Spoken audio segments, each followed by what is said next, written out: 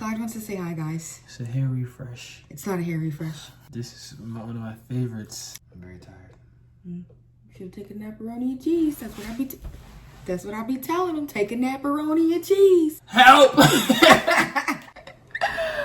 Back to the video. What's up, y'all? We have a lot to cover in this video, all things Curlsmith. But before we do, I just need to let y'all know the code was already cracked. But I done cracked it again. Y'all know when I have a little headband situation, it's an indication that I have on a headband wig. So this is what the wig is giving. But let me tell y'all, I tried my best to match my wig to my day 5 hair, because that's when my hair is the biggest, the boldest, the largest, all the things.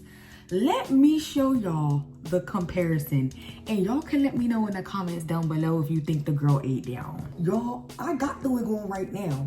And I'm still in awe. I cannot believe it looks this good. I just had to do the shameless plug for the headband wig, babe. Let's get back into the video. Okay, so boom, I know it's taken me a while to get this video out to y'all, but I wanted to make sure I posted it before Jesus came back. Now, the whole point of this video is to give you guys my full and thorough thoughts on Curlsmith in one swoop. I have 10 products from Curlsmith, and that is by far the most products I've ever had from any line at any time in my product stash. Every product I'm about to show you, I purchased at Marshall's. If you are in your luxury hair care bag and you just want to pay full price, I'm sure you can get it and find it at Ulta.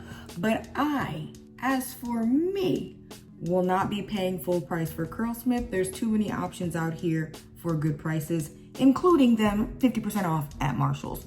But let's continue. Because the Lord has given me the gift of administration, I'm gonna roll through these products in wash day order. I have high density, high porosity hair with fine strands, so keep that in mind as you hear my opinion, baby. Let's get started. Getting the train started with our cleanser. This is the Core Strength shampoo, and this is from the Strength recipe.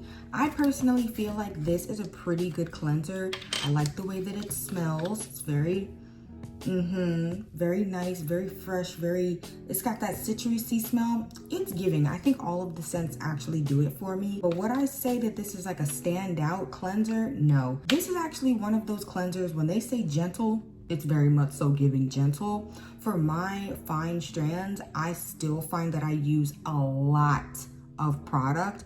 So if your hair is really thick or you're dealing with low porosity, you're trying to open the cuticle up, get in the suds and all that, I really don't know if this is gonna be the one. Moving on to the Essential Moisture Rinse Out Conditioner from the Moisture recipe. Once again, the smell is giving. It's different. It's a warmer kind of, it smells creamy, very weird, but it does smell creamy. And I gotta say, among the conditioners that I have, this being a rinse out, it definitely has the slip, it brings the moisture, and it rinses clean. So if you're somebody who enjoys your products, you know, going onto the hair nice, having a little bit of substance, but rinsing clean, I think that this is a good one. Now, as far as rinse out conditioners, it's definitely a contender. I'm not really a rinse out conditioner girly. I just saw this one day and wanted to have something to lean on in the event that I need a rinse out. But I honestly don't think I would repurchase this just because I mostly use deep conditioners.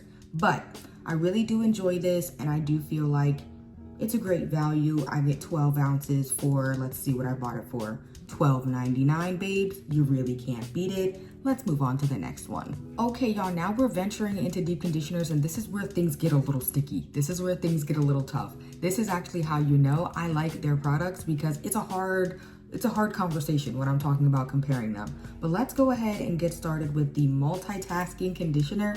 I bought the big one because it just was the best value for the amount of product. And this is a 3-in-1 conditioner for damaged hair. And when they say 3-in-1, I believe they mean you can do it as a deep conditioner, a rinse out conditioner, or a leave-in conditioner. In my opinion, I think I really should be using this as a rinse out. I love it as a deep conditioner, but it does leave an oily finish on the hair because the second ingredient is castor oil. If you like a good like hot oil treatment or oil rinse and you're into that sort of feeling on the hair, like you want it to feel very moisturized and sealed when you're done, I definitely recommend this because this is like an oil rinse in a bottle type of situation. But I feel like I didn't realize how strengthening this is until I get to my hair, like after I've stretched it with the Rev Air, y'all. It definitely doesn't have that same soft plush feeling that I get with the other moisturizing conditioners in my stash. So the protein is proteining, and even though the protein is about halfway down, you do get that hydrolyzed rice protein, but hey, it serves the purpose for sure. I don't really lean toward protein conditioners very often. I try to keep them in rotation, but I would definitely say of the conditioners that I have from Curlsmith, this is my least favorite application, and it's because it goes onto the strands and that castor seed oil like clings to the hair for me, and it just makes it a little bit hard to get through. It definitely does have that glide, but it ain't really hitting the same way as the Essential Moisture or the other ones that I'm about to mention. So moving on to the next one, let's go into the Hydro Creme Soothing Mask, which is from the Scalp recipe. This was the first one that I came across, and y'all, love this down. I think I have 5 of these in my stash just because I was like, I'm not trying to have any issues on wash day. I want to be able to have a go-to and just know that my hair is going to be right. I love the slip of this. It has a very nice consistency. The smell, definitely fresh. It's very energizing and invigorating in the shower. It feels like, ooh, wake me up, you know what I mean? If I do my hair at night and I use this, I feel like I'm wide awake, and it's just really good. I love the ingredients. There are no proteins, and it has hyaluronic acid. Those type of things sort of, I feel like, plump my hair and make it feel really juicy and full of water. But how does it compare to the Double Cream Deep Quencher from the Moisture recipe? I really feel like I could wind up doing a head-to-head comparison and pick one, but I do feel like they serve different purposes, which is obviously why they're from different lines and have slightly different ingredients. Now, I'm gonna be honest with y'all, the first, I don't know, 5 or 6 ingredients for both of these are the same, at least on my packaging, but it does get a little bit different as we venture down the ingredient list. So this Double Cream Deep Quencher is definitely the moisture of the 3 deep conditioners that I have. So this one goes on very nicely as well. It doesn't cling to the hair like the multitasking one. I think that both of these apply very well, but this one gives you a run for your money. It kind of dodges the hands. It's like it doesn't just go in and mix really nicely. It kind of takes a little bit of a learning curve to figure out the best way to apply this without it all just going down the drain. And really quickly, I will say, both of these will go down your drain if you're not careful, but this one is a little bit more dodgy in my opinion. So when I apply this and it goes onto the hair, I definitely feel like it's packing that more deep moisture. Like it feels very rich and creamy going on the hair. You do have a really good like slip and application, but this one is definitely like giving the thickness, giving that creaminess, and it's really surprising when I rinse this out because it feels like less is left over than this one. And this is like the hydrating one, feeling like my hair is full of water. So that one throws me off. That one aspect really throws me off, but my hair after using this feels super, super soft, pillow soft curls. Whereas this one, my hair feels super, super juicy, full of water and fully hydrated. So it really just depends on the mood. I consider both of these to be my moisturizing deep conditioners from Curlsmith. It's hard for me to just pick one, but if I had to pick one, I think I would pick the Double Cream Deep Moisture for like a always. So I know that was a chatty comparison, but that's the whole point of this video, y'all. let's move on to our styling products. I have 2 creams from the Moisture recipe, and we're gonna get started with the Hold Me Softly Style Balm. I use this one for a stretch twist out, which I've been doing pretty much for the last couple months at this point. And guys, I really like this stuff. I feel like it's got a nice lightweight sort of application. Of course, because my strands are fine, I like something that feels a little bit malleable in the fingers. I don't want anything too thick. I'm kind of, you know, leaning away from the creams that are super duper dense. I kind of want something that has that like whipped kind of consistency. And so this definitely delivers. I think that it has a tackiness on the strands, so I'm able to get a little bit of hold and definition from it. It does mark it as a soft hold, and I would say that that's true, but you can strengthen that hold if I add a little bit of mousse over top or something like that. But now, where this falls flat for me is, it is water, cetyl alcohol, coconut oil, glycerin, and then it kind of goes into, you know, those lesser ingredients. I don't really think that that's enough to pack a punch for a 7-day or 6-day twist out, especially in the heat. I really don't think it would last in the cold, honestly, either. I feel like either I would need to apply more, or maybe apply more grease, or go in with something like a more substantial leave-in conditioner to kind of get this to last 7 days. I think I got to the 4-day mark and my hair looked great, but it just kind of dried out. This didn't really give me the moisture that I get from some of my other creams. So if you're a cream person or you want your hair to last moisture-wise throughout the whole week, I wouldn't look to this product to do that. But I do still think that it works really well, and this is one of the only 2 creams in my stash that works with the Curlsmith hair makeup, which I'm going to talk about in a little bit. So let's go ahead and talk about this curl conditioning oil in cream. Fun fact, I haven't used this yet, but based off of my inspection between the 2, I can definitely tell you that there's gonna probably be a downside with the oil content. So this product is very oily on the hair. That's also another downside.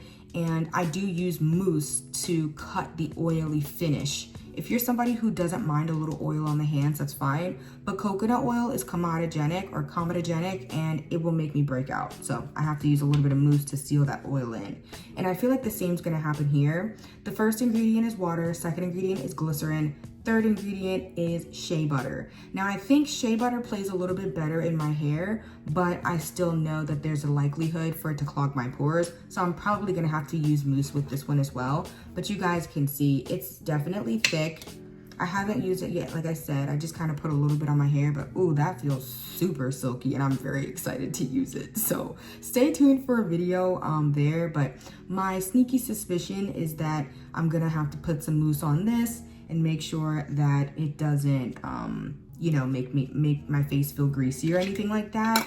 I definitely think, just based off of the consistency of both of these, this is going to be the lighter weight one for the spring and the summer. This is going to be the heavier weight one for the fall and the winter.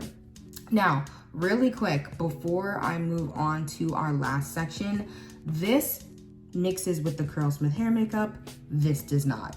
So let's get into the Curlsmith hair makeup. This is the last 3 products that I have from Curlsmith. I've got 3 different colors and you can see the vibes. It's very much giving warm. You know, I love that these 3 can be mixed together. Now, let me give you a little bit of background just about this Curlsmith hair makeup if you've never heard of it, or you see me use it but you're not exactly sure what the purpose is. So first of all, it's temporary hair color, but one thing that makes this stand out amongst all of the other hair colors and things that you might see for natural hair is this is a gel.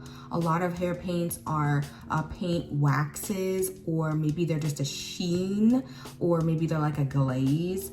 This is a gel, so you're gonna get a little bit of hold if you use it. My opinion is that this does not work well on my natural curls. If I have my natural kinks and curls that are going in all different directions, something similar to this, it's not really gonna pick up the color, and I'm gonna be using a lot of product to get the color to pull through. However, I think this performs phenomenally on stretch styles. When the cuticle is smooth closed, the hair is all in one direction, this stuff really flexes crazy.